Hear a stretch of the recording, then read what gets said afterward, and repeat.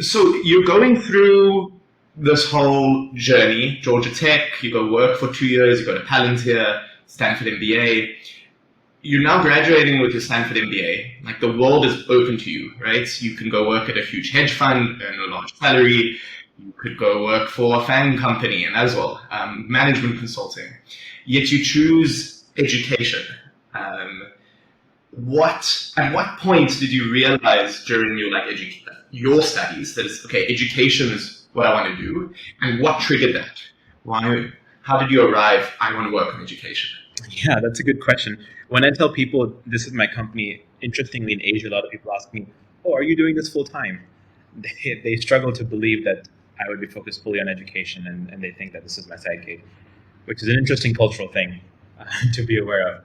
But why education? I mean, you're totally right. I could have gotten so many different jobs.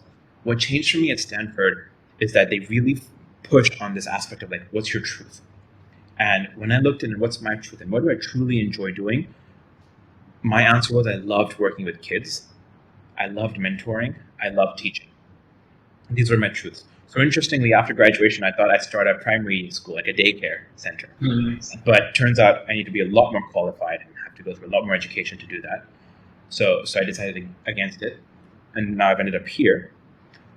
But with that truth, then it's okay. Where can I have the biggest impact? And given the fact that I've been lucky enough to have the education that I have, and do what I've done, I do think that I am positioned in a place where I can have an outsized impact for who I am, especially in Asia. In Asia, more so I can have an impact than I can in the US because there are more people here. And I also think that when we take a look at education and the style that I wish for it to be, more interactive, or it's essentially we're following the West and we're a little behind in Asia in terms of that emotional awareness and that play attitude or that learn by experience attitude.